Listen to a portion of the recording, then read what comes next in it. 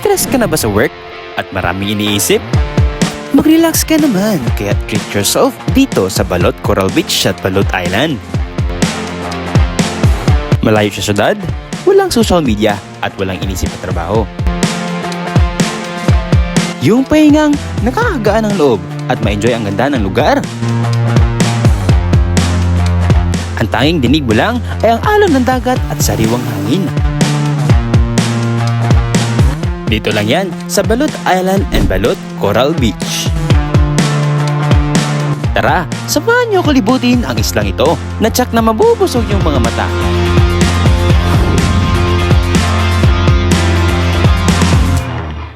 New day, new adventure naman mga kabiyahe, and this video we're going to Balot Island. Let's go! Bago makapunta sa naturang lugar, ay halos 4 na oras o higit pa mula sa Minsayap to Balot Island. Mga kabiyahe, if nababalak yung mapuntang Balot Island and expected nyo na medyo mahilo kayo dahil sa mali-tuliong daan nito, but so far so good, okay naman yung daan papuntang Balot Island and sementado naman, kaya let's go! Hindi mo sukat akalain na napakagandang lugar na ito at tsak na maaliw yung mga mata dahil sa magandang mga tanawin nito.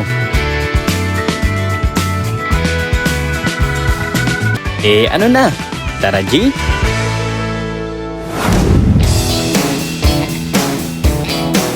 Ito ang tinatawag nilang Paril Tourist Spot na kung saan dadaan mo na dito bago makapunta sa naturang isla. Bago makapunta sa naturang island ay kailangan nyo dito muna pumunta para kahit na entrance fee and cottages. Ito ang kanilang boat fare. Kasya dito up to 10 to 12 person. Hatid sundo na yan mga kabiyahe. Reminders lang mga kabiyahe before you set off. Make a reservation beforehand, no walk-in policy. Secure a visit permit from Calamansig LGU and also observe and adhere to health protocols being implemented. Tara at simulan na natin ang ating biyahe. Habang palapit sa isla ay tanaw mo na ang magandang tanawin at malakristal na tubig. Alam niyo ba mga kabiyahe, sa oras na ito ay napakasaya ko at excited dahil masasaksihan ko ang tinatagong kayamanan ng Calamansig Sultan Kudarat.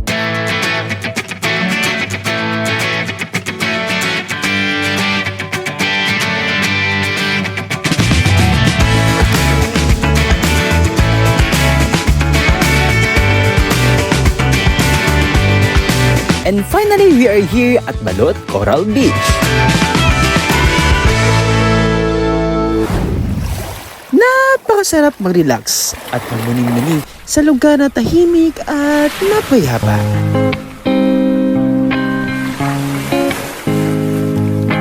Nakakasarap din pagmasdan at pakinggan ang alon ng dagat na para bang hinihili kayo sa duyan. Kung kaya't mag-enjoy at mag-relax ang hanap mo, perfect place ito para sa'yo.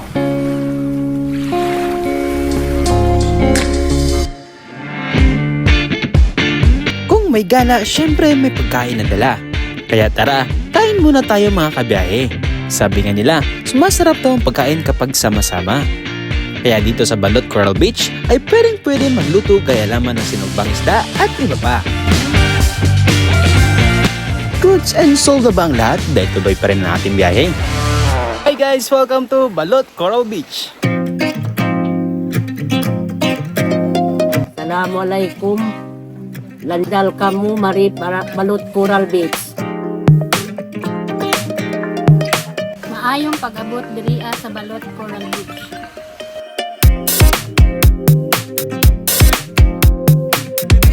Welcome, tuloy po kayo sa Balot Coral Beach. Napakalinaw ng dagat na parabang inaakit kayo na magtampisaw. Dito sa Balot Coral Beach ay napaka-safe at tsak na mai-enjoy mo ang lugar dahil ang mga tao dito ay maalaga at mapayapa. Mga kabiyahe ko, naghahanap ng lugar, especially dito sa Calamansig, Sultan Kudarat, I highly recommend this beach, which is the Balot Coral Beach, kasi dito sa island na ito ay pwede mong gawin ng activity like snorkeling, mag-unwind, mag-relax, kasama barkada at pamilya. Perfect place ito para sa inyo.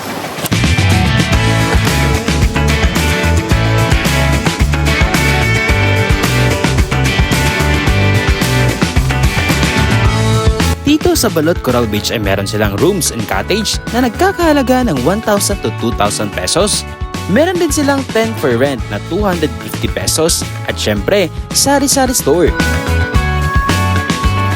At kung wala naman kayong dalang pagkain, I got you! Dahil nag-o-offer sila ng foods made by locals and very affordable price. Kaya tara G!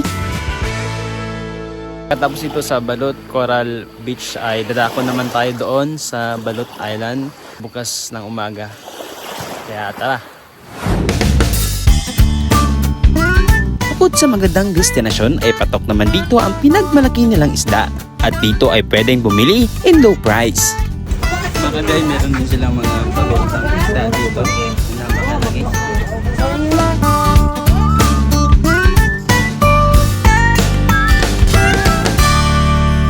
So ngayon mga kabiyahe ay pupunta na tayo ngayon sa Balot Island, kaya let's go. Dito sa Calamansig, Sultan Kudarat, ito ay tinatawag nilang Balot Island. Kaya ihanda ang sarili sa makapigilininga dahil sa ganda ng isla.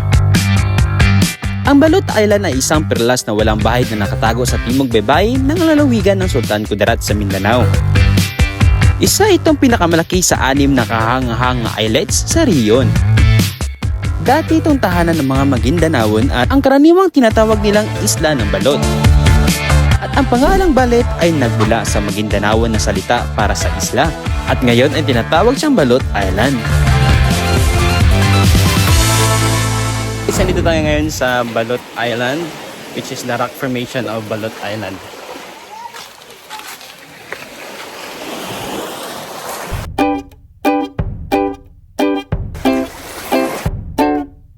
Ganito ang kanilang sand dito sa Balot Island. As you can see, napakaganda.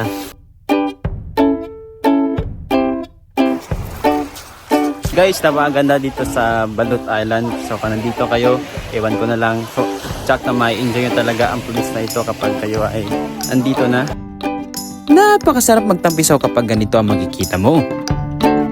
Ako na lang sabi na napakaganda sa lugar ito kasi pwede itong pang IG picture. Marami ang gagawin dito. Pwedeng, especially snorkeling. Pwedeng snorkeling.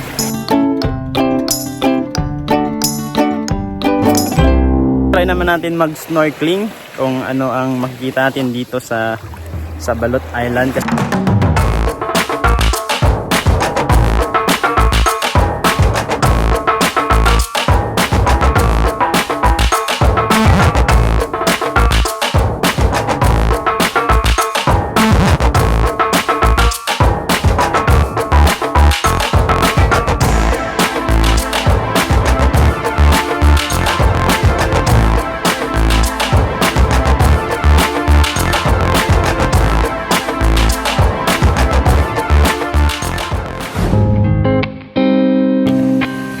Po si Dato Tabs, isang residente dito sa Balot Island. Minsan kung walang pasahero, naiisda kami. Kung may pasahero na naman, namamasahero kami dito sa Balot Island or sa Coral Beach. Tapos kung gusto nyo dito magpunta, ang pangalan ko po sa FB ay Dato Tabs PT. Para po mag-guidean ko kayo dito kung papunta kayo dito sa aming barangay.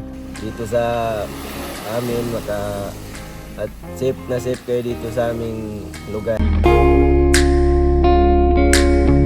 Mga kabiyahe, friendly reminder lang kapag nandito kayo sa Balot Island, bawal na bawal po dito magtapon ng basura at saka kung pumunta man tayo dito, kailangan nating iligpit ang ating sariling basura at i-dispose kung saan nararapat.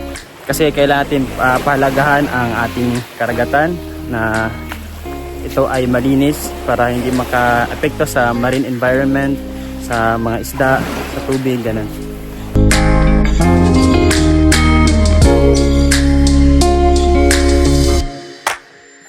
Mabilis man ang panahon pero sulit.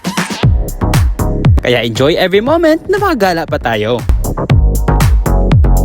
Exciting at tag-uumapaw sa experience. Kung ako sa'yo, huwag magpa-stress sa buhay, just relax and calm down. Minsan yan ang kailangan natin eh. Kaya mag-enjoy kasama ang barkada at pamilya. Again, this is Richard C. Danong, your Dan Marino. At kung gusto mo itong video ito, please like this video and follow for more content like this. Peace!